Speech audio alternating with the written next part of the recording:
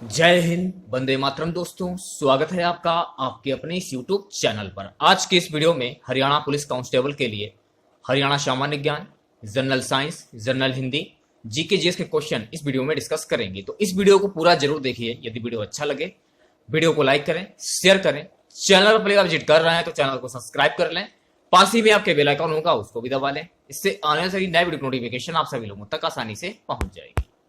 सबसे पहले खुद से प्रयास कीजिएगा इन सभी क्वेश्चन के आंसर देने का। 2 से 3 सेकंड के बाद मैं आंसर क्लियर कर दूंगा। तो चलिए स्टार्ट करते हैं आज का वीडियो। तो सबसे पहले हम लोग हरियाणा सामान्य ज्ञान के क्वेश्चन डिस्कस करेंगे। क्वेश्चन हमारा है कि हाली पुरस्कार किसके द्वारा दिया जाता है। हाली पुरस्कार को हरियाणा उर्दू अकादमी द्वारा प्रदान किया जाता है। इसमें विजेता को 2.5 लाख राशि पुरस्कार स्वरूप प्रदान की जाती है। तो बी वाला जो ऑप्शन है आपका बिल्कुल करेक्ट हो जाएगा। देखिए, दूसरा क्वेश्चन पूछा गया था लेकिन इसमें ऑप्शन नहीं है। 2011 की जनगणना के अनुसार हरियाणा की जनसंख्या भारत की जनसंख्या का कितना प्रतिशत है। वर्ष 2011 की जनगणना के अनुसार हरियाणा राज्य की जनसंख्या 2.54 करोड़ है, जो कि भारत की कुल जनसंख्या का 2% है। तीसरा क्वेश्चन, 1966 में जब हरियाणा बनाया गया तो जिलों की संख्या कितनी थी। हरियाणा राज्य का गठन कब हुआ था? 1 नवंबर 1966। उस समय इसमें कुल 7 जिले थे: रोहतक, जींद, हिसार, महेंद्रगढ़, गुड़गांव, कशाल, अंबाला। तो सी वाला जो ऑप्शन है आपका बिल्कुल करेक्ट हो जाएगा। अगला हमारा क्वेश्चन है, हरियाणा का सूचना लोक संबंध और भाषा विभाग एक पत्रिका ये कौन निकालता है। हरियाणा संवाद पत्रिका का प्रकाशन हरियाणा का सूचना लोक संबंध एवं भाषा विभाग करता है। तो सी वाला जो ऑप्शन है आपका बिल्कुल करेक्ट हो जाएगा। चलिए बात करते हैं अगले क्वेश्चन की। हरियाणा के इस स्थान पर एक 2800 मेगावाट का नया शक्ति संयंत्र लगाया जाएगा। वर्ष 2014 में तत्कालीन प्रधानमंत्री डॉक्टर मनमोहन सिंह ने फतेहाबाद जिले के गोरखपुर गांव में 2800 मेगावाट क्षमता के नाभिकीय पावर प्लांट का उद्घाटन किया था। तो बी वाला जो ऑप्शन है आपका बिल्कुल करेक्ट हो जाएगा। नेक्स्ट क्वेश्चन की ओर बढ़ते हैं। इस क्वेश्चन देखिए क्या बोला है, सही उत्तर चुनिए। सबसे पहले आप लोग ऑप्शन से देख लीजिए, ठीक है, देख लिया आप लोगों ने। चलिए मैं आंसर क्लियर कर देता हूं। ए वाला जो ऑप्शन है आपका बिल्कुल करेक्ट हो जाएगा। ए और पहला और दूसरा दोनों सत्य हैं और दूसरा और पहला का सही व्याख्या है। चलिए बात करते हैं अगले क्वेश्चन की। देखिएगा, मैं आपको बता देना चाहता हूं कि बुक्स में कुछ क्वेश्चन गलत भी होते हैं, इसलिए मैंने कोशिश की है कि मैं आप लोगों को बिल्कुल सटीक आंसर बता सकूं। क्वेश्चन हमारा है, हरियाणा का यह लेखक उर्दू पत्रिका भारत प्रताप का संपादक कौन था। ऑप्शन जो बी है आपका प्रताप नारायण मिश्र, बिल्कुल करेक्ट हो जाएगा। नेक्स्ट क्वेश्चन की बात कर लेते हैं। डॉट डॉट डॉट हरियाणा में ऊर्जा उत्पादन हेतु उत्तरदायी है। हरियाणा ऊर्जा उत्पादन कॉर्पोरेशन लिमिटेड की स्थापना 17 मार्च 1997 को की गई थी। यह हरियाणा में ऊर्जा उत्पादन के लिए उत्तरदायी है। तो सी वाला जो ऑप्शन है आपका बिल्कुल करेक्ट हो जाएगा। नेक्स्ट क्वेश्चन देखिए, डॉट डॉट डॉट हरियाणा के एक स्वतंत्रता सेनानी थे जो बाद में राज्य के मुख्यमंत्री बने। चौधरी देवीलाल हरियाणा के स्वतंत्रता सेनानी थे तथा वर्ष 1977 से 1989 तक हरियाणा के 5वें मुख्यमंत्री थे। वर्ष 1989 से 1991 तक वे हरियाणा के मुख्यमंत्री थे, उप मुख्यमंत्री थे। तो ए वाला जो ऑप्शन है आपका बिल्कुल करेक्ट हो जाएगा। नेक्स्ट क्वेश्चन की बात करते हैं। बंसीलाल हरियाणा के सर्वाधिक लंबे समय तक सेवा में रहने वाले मुख्यमंत्री 1975 से 77 के दौरान केंद्रीय मंत्री थे। बंसीलाल 1968 से 75, 1985 से 87 तथा 1996 से 99 तक हरियाणा के मुख्यमंत्री थे। वर्ष 1975 से 77 तक इंदिरा गांधी की सरकार के ये रक्षा मंत्री भी थे। तो सी वाला जो ऑप्शन है आपका बिल्कुल करेक्ट हो जाएगा। अगला क्वेश्चन, हरियाणा के सर्वाधिक लंबी सेवा में रहने वाले राज्यपाल थे। वीरेंद्र नारायण चक्रवर्ती हरियाणा में सर्वाधिक लंबी सेवा में रहने वाले राज्यपाल थे। ये 15 सितंबर 1967 से 26 मार्च 1976 तक हरियाणा के राज्यपाल थे। तो बी वाला जो ऑप्शन है आपका बिल्कुल करेक्ट हो जाएगा। नेक्स्ट क्वेश्चन की बात कर लेते हैं। कुल खाद्यान्न उत्पादन में निम्नलिखित में से कौन सी फसल हरियाणा में प्रथम स्थान रखती है। हरियाणा राज्य खाद्यान्न उत्पादन में आत्मनिर्भर है, गेहूं, चावल, गन्ना, कपास, तिलहन आदि राज्य की महत्वपूर्ण फसलें हैं। इन फसलों में गेहूं का प्रथम स्थान है, तो बी वाला जो ऑप्शन है आपका बिल्कुल करेक्ट हो जाएगा। चलिए बात करते हैं अगले क्वेश्चन की। क्वेश्चन हमारा है, हरियाणा में सफलतापूर्वक 2 पूर्ण विकसित खाद्य पार्क स्थापित करने के बाद हरियाणा राज्य औद्योगिक एवं आधारभूत संरचना विकास कॉर्पोरेशन HSIIDC में एक और मेगा फूड पार्क विकसित कर रहा है। HSIIDC यानी कि हरियाणा राज्य औद्योगिक एवं आधारभूत संरचना विकास कॉर्पोरेशन इसको बोला जाता है। सोनीपत के राय तथा अंबाला के साहा में 2 फूड पार्क स्थापित किए गए। इसके बाद सोनीपत के बड़ी में मेगा फूड पार्क विकसित किया गया है, तो सी वाला जो ऑप्शन है आपका बड़ी बिल्कुल करेक्ट हो जाएगा।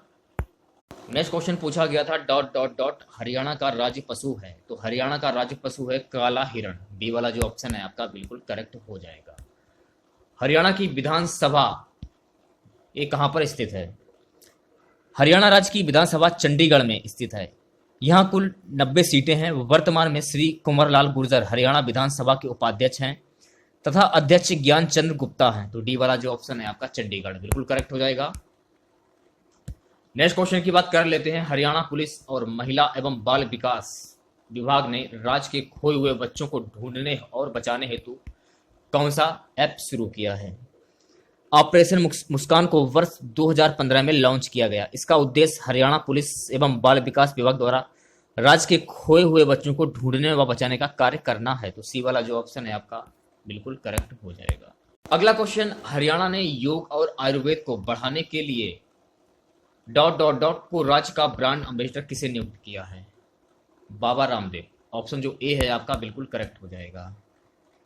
हरियाणा की पहली महिला राजनीतिक जिन्होंने एक राज्य की राज्यपाल के रूप में कार्य किया। चंद्रावती हरियाणा की पहली महिला राजनीतिक थी जो फरवरी 1990 से दिसंबर 1990 तक पांडुचेरी की उप राज्यपाल रही, तो बी वाला जो ऑप्शन है आपका बिल्कुल करेक्ट हो जाएगा।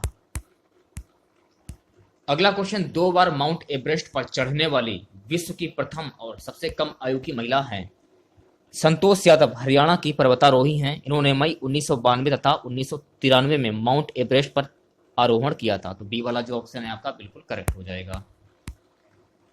चलिए बात करते हैं अगले क्वेश्चन की। अगला हमारा क्वेश्चन है, हरियाणा संस्कृत गौरव सम्मान वर्ष 2016 निम्नलिखित में से किस संस्कृत लेखक को दिया गया?